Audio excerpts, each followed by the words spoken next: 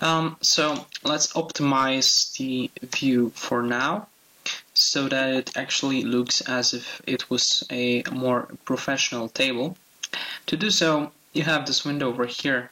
It's very easy. You can choose a more professional style from over here. I actually use these styles a lot. It's very useful and it comes in handy when you are on the clock and really have to speed up your work. So just click on one of these tables and they usually look pretty good. Normally in professional creation of charts, we don't really use any fills for these, and if it comes to these the letters colors, well, it depends if you want to output any type of if you want to pinpoint any of these columns.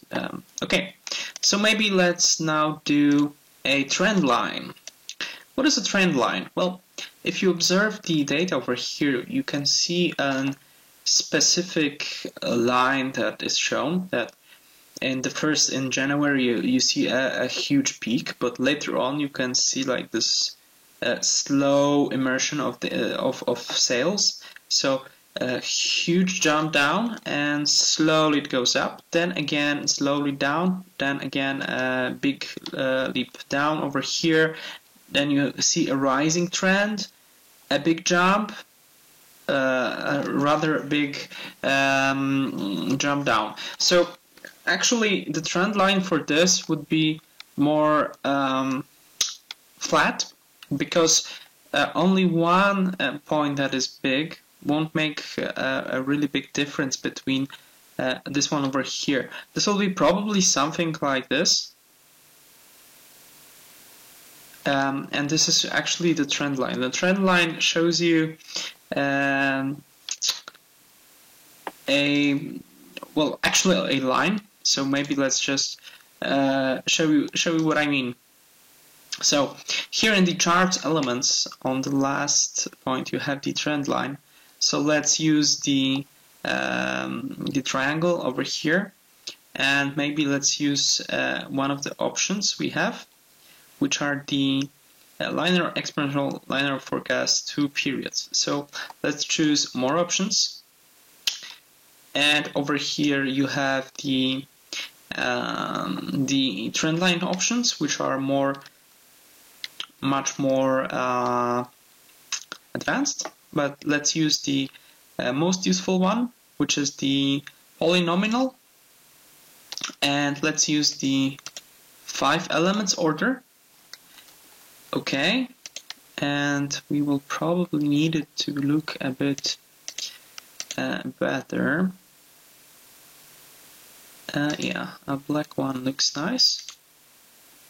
And maybe let's change the weight of this line. Great. Now, what I just done is the polynomial type of a line. As you can see, you can choose from many different types, from exponential, linear, logarithmical, polynomial, the power line, and the moving average. Well, I usually use only two, which is the moving average, which you see right now with the step periods, and the polynomial. That's basically because it shows the most realistic trend line. It's a visual by the naked eye. Actually, if you work a lot of Excel, stuff like this is probably something you will see at the moment where you stand. So to explain every one of them. So from the top, a linear trend line is a best fit straight line that is used with simple linear data sets. Your data is linear if the pattern in its data points resemble a line.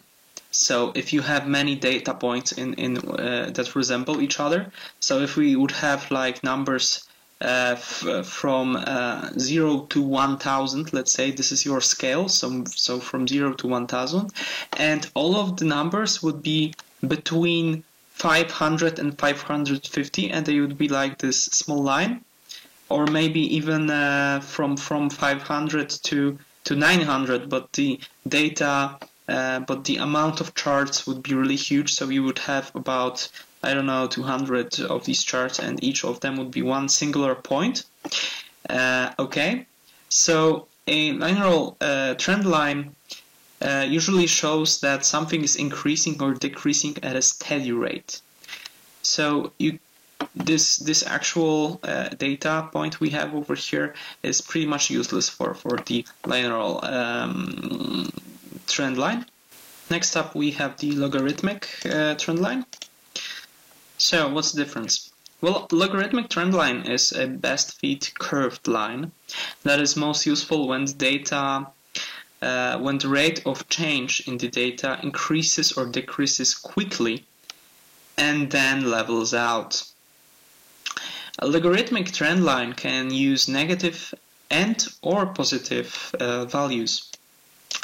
So basically, if your data would increase or decrease in a steady line, but the values could be really big, then the logarithmic trend line option is very much useful. Next up we have the polynomial.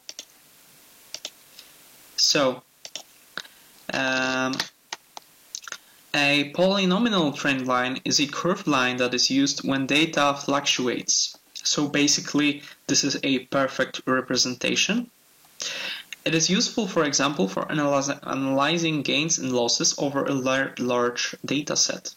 The order of the polynomial can be determined by the number of fluctuations in the data, or by how many bands, hills and valleys appears in the curve. An order 2 polynomial trend line generally has only one hill or valley. Order 3 generally has 1 or 2 hills or valleys. Order 4 generally has up to 3.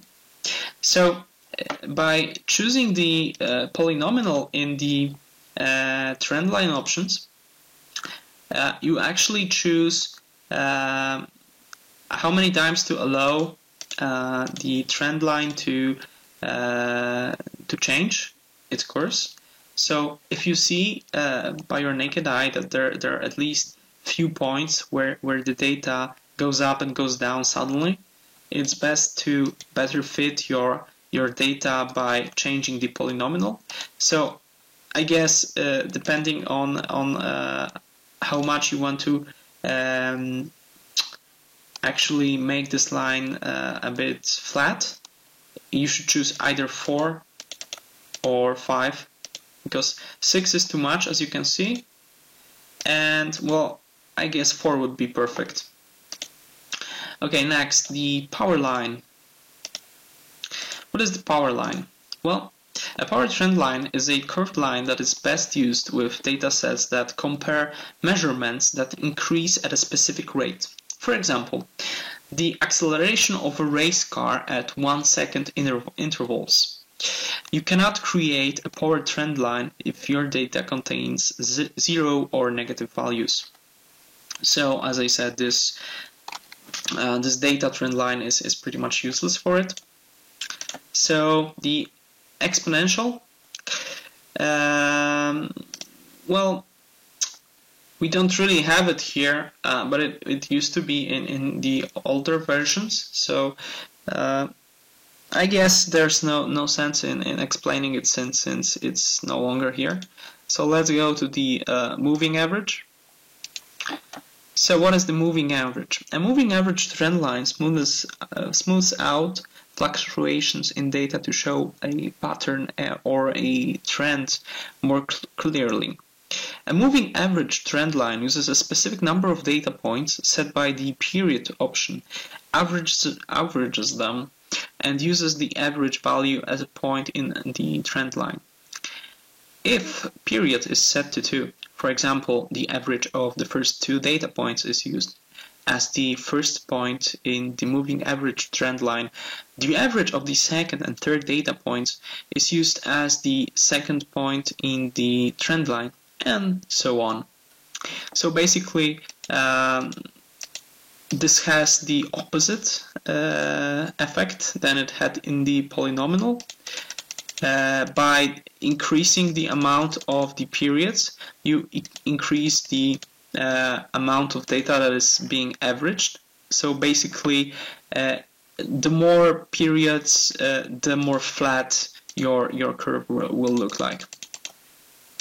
So what can we actually see from the trend lines? Let's go back to the polynomial. We actually can see that the sales vary on the seasons. So you can see a huge jump in December and January, but then suddenly we have a big fall in sales in February, and then it steadily grows till May and June, and from July it steadily drops for October to have a big jump. And there's well, you can see that November is actually a huge back down from October. This is probably due to preparation before the season, so some customers prefer to withhold their buying the product that the sale is regarding to, and then suddenly in December and January the season just jumps high up, and this is what you can actually see from this trend line.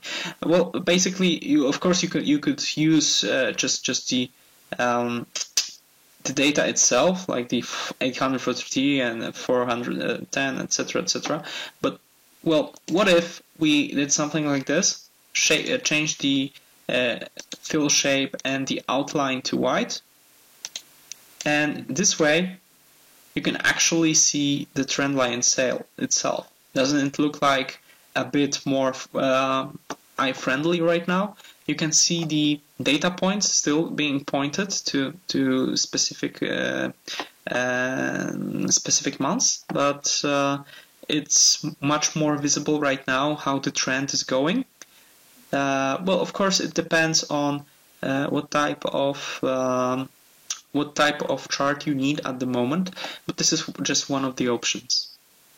So, what if you need the same chart but with different data inside?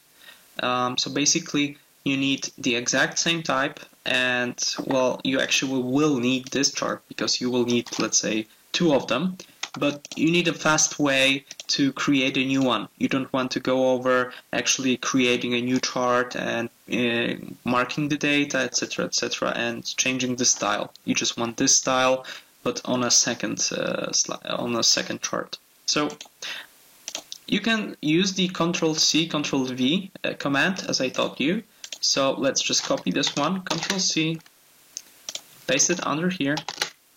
So this is the same chart. It has exactly the same data. So what we can do over here is either pinpoint to one of the charts, and as previously, now we mark the blue data, which is the data, this is the sales, and this will be the amount of product sales. So we'll drag this and move it down. And what happened here, you can see, is, well, we achieved the same chart. We have all the data with one difference. The column styles changed, but this is really easy because, as I taught you before, you have this in the format, and this is basically the orange accent too. And you have right now 2 different charts. Let's maybe move it next to our chart, because as I said, it doesn't really matter if it's over here or over here, because you can move it at any given time without losing any data. So basically you have 2 different data charts, but with the exact same style and with the exact same curve. And note one thing, and this is very important, that actually the trend line looks almost identical. There is a slight difference, but it's not really big. So you can see both the trend lines being actually identical, and this shows that even though the difference in data is really big, because you can see that over here you have like 843 and over here 244, because the amounts and differences between those amounts agree with each other, you can see that the trend actually helps you to prove that this is actually the same data you're talking about at the moment.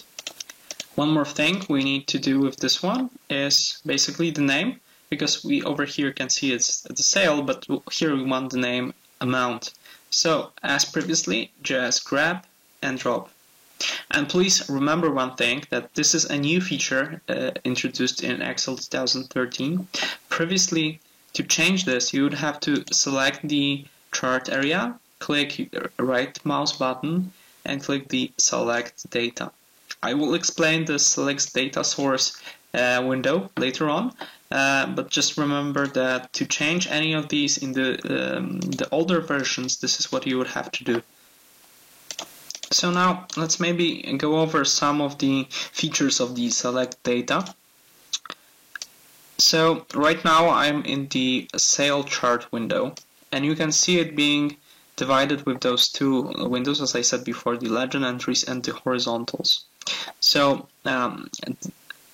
these windows are actually always divided by two, which is the series and the category. And you can see that the category is always in the bottom, and the series is always on the left.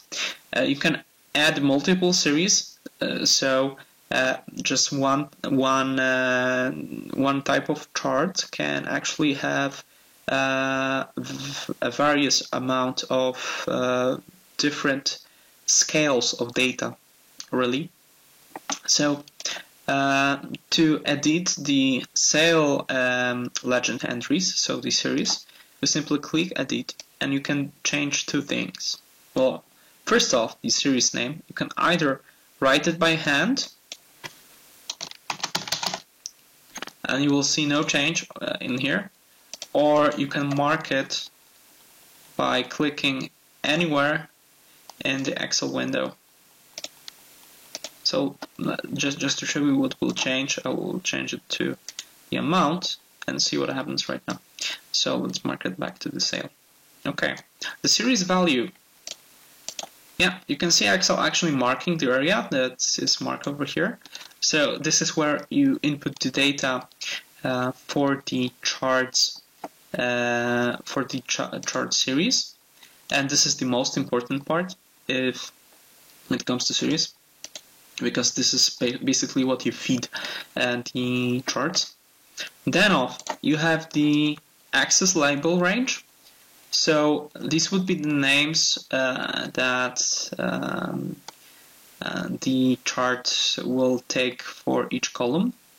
So you mark the area that you want to be named, but to be honest, it's not as necessary as the series, because this actually shows the chart itself, so each column over here is edited from the series. But the horizontal category with axis labels, that's not always necessary. Great. You can always simply choose the easier way that allows you to use the Excel option.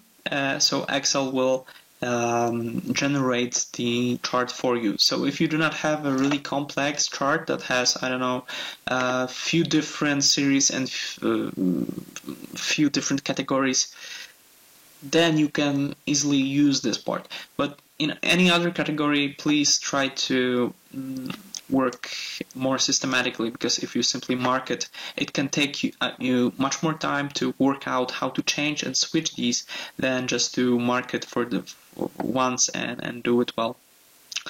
Okay, and let's add maybe a different legend series. So you will see what will happen here. I'll undo it. So please observe right now when I select the add button what happens with my my series. So let's add one, and see it moved a bit to the left, and you can see the horizontal number 1 over here, which means that there will be a different variety of data. So I will right now input in the series name, let's say the amount, okay, and the series values as the amount values. Okay, and see what happens here. We can see the series values right next to, let's click OK again, right next to the sales amount. Note one more thing. We do not have the name anymore. Well, that's basically because we chose two names and Excel just doesn't want to pinpoint any of them. And again, one more difference. The trend line right now is 1 for the sales, but if we wanted to create a second one for the amount, there is really no problem. We just have to mark it, create a trend line with more options, and see over here it's showing, but it's still a bit, let's say, the 4 option, it was the 5 one. And now maybe let's change the transparency, the color to black, and the arrow, no, not the arrow size, the, yeah, this wants me to create an arrow. Okay, we can change this also in the format type, which will be much faster for us right now. Great. And see what happens. This just proves what I said before, that they are really similar one to another. So basically you can work on one chart with two different sets of data. So what I want you to do is create two separate sets of data, as if you already have one, create the second one. It doesn't matter if the numbers associate one to another and they will create the proper curves that are identical. The only thing I want from you right now is to create a chart that has two data set points, two data ranges actually, and both of them have to be in one singular chart. You have to show off the trend line for both of them, and they have to have one legend for both of them. And that's basically it. So when you're done, save your file. That's exactly what I will do right now.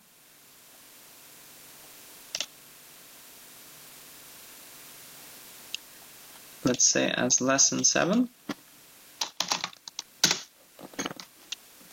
And that's it. So we'll continue on the topic of charts in the next lesson. So I hope to see you in the next lesson, which will be lesson 8. And bye.